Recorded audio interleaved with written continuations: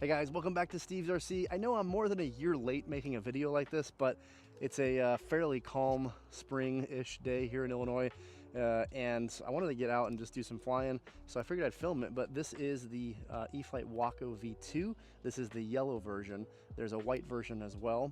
Fun little fact, the yellow one is actually heavier than the white one because it has all paint, and the white one is a little bit lighter because of that, and actually does fly a little bit better, but this one just looks so much cooler, so this is the one I went with. I'm running a 3S300 battery in this, and the location of that battery is about half an inch in front of the firewall, about probably your fingertip width away from the back of the motor mount. And I find that that's really the best location for this. You can go a little more forward, a little forward flight, but a little more nose heavy anyway. So anyway, let's go ahead and fly this. I'm flying on the iX20 SE. You don't need a radio like this to fly an airplane like this. You really could use our NX70 radio, NX8, whatever you got. You really only need like four or five channels. So we're gonna take off with safe mode activated, and so that we can just check right here, make sure everything goes. Easiest way to check if you're in safe is just to do this. If you put the airplane upside down and it flicks the ailerons or the elevator up, that's how you know you're in safe. So let's go ahead and take off here. Throttle cut off, right into the wind, just about a little bit above a quarter throttle, subtle toss, just like that, guys, hands off, really super easy. Now I'm gonna go ahead and click out of safe, and we'll just do some slow laps here around the backyard. Winds are pretty low right now. They're actually supposed to be about 12 plus. My guess is above the house they're a lot more windy, but right now below the house line, below the tree line, this is pretty calm out here. Really gray sky. We had tornado warnings and sirens and everything last night, so we're a little bit after the storms, and just wanted to get out and enjoy flying today as it is the weekend. And I haven't been able to fly so much at all this year because it's been so damn cold. But anyway, so brushless system, again, we're running on the 3S power here, and I'm going to give you guys an increasing amount of power here. I'm going to go ahead and go to full throttle and start yanking and banking just to show you guys how fast this thing can go, coming right at us.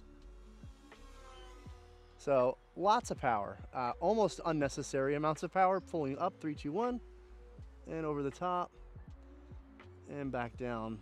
So back down to about, I think this thing likes to cruise at, like, honestly guys, a half throttle or less. I mean, we're really gonna be, you don't need to be up at that high speed. And in that case, the stock transmitter file, the one that's inside my radio, not the new system, this doesn't have AS3X Plus, it's a standard AS3X system. It was released before AS3X Plus, so it also doesn't have the smart transmitter file where the airplane binds to your radio and sends the transmitter file, but the Spektrum radio should have this transmitter file. But if it doesn't, guys, it's super easy. It's a standard model airplane, going to the right, and it is a safe switch, so I think your aux1 is really the only thing you have to adjust.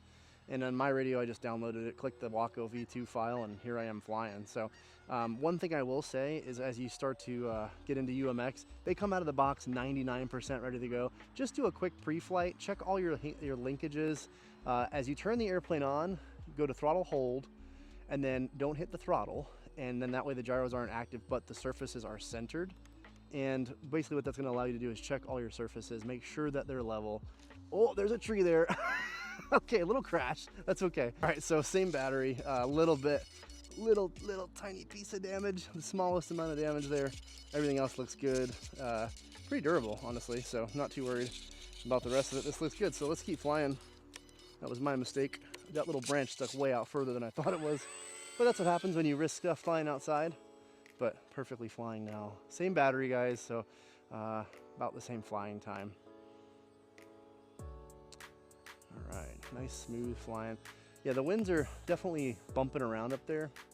I'm just adding a little more trim here, coming back around. It seems so calm where I'm standing, but I can just see the airplane getting smacked around. But that's the beauty of having AS3X. One thing to note, this thing is about 119 grams, guys, and this airplane is obviously under the 250 gram weight limit.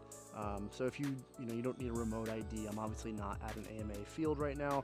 I'm actually in my backyard, which also is closer to an airport, so I always have to be careful about remote ID, Lance approvals, all that fun stuff as I fly here. But I tend to just try to keep things pretty light, and if I do fly big stuff, I always have remote ID. So know your local laws, know your local regulations, know your FAA regulations, of course. and be abiding by the rules when you can. Otherwise, fly at a FRIA, fly at an AMA field. And if you don't know what any of that means, go look it up, go to Know Before You Fly, and that's enough about that. So, all right, back to some full throttle flying here, guys. Gonna hold a nice little knife edge. Oh yeah, so knife edge coupling, not bad at all. Still in a knife edge, still a little bit of rudder. You can see holding there. Let's go the other direction. Well, if I can actually learn to fly today. Okay, back to knife edge. Yeah, really good. Pulling up over the top. There's the other knife edge. So I'm at full rudder when you're at that low knife edge. If you really cut the airplane over, you're kind of crabbing to a degree.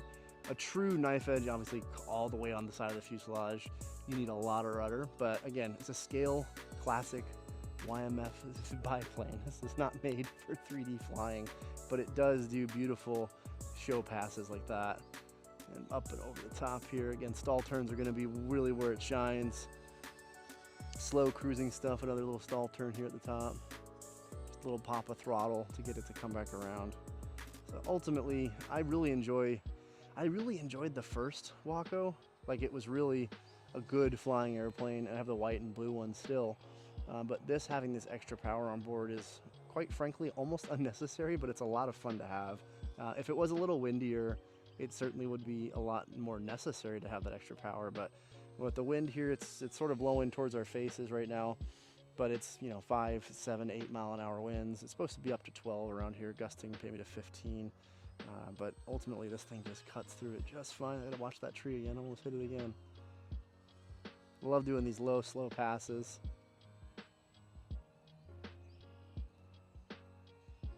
Yeah, this thing's sweet. All right, a little more full throttle. Gonna pull up in vertical right now. You do need to use a little bit of rudder there, as it, you know, extra power is gonna induce a little bit of yaw, but it's not bad. Rolling performance, really nice. You can see a lot of roll, tons and tons of roll. 1, 2, 3, 4. Yeah, kind of like a a rolling 4-point turn.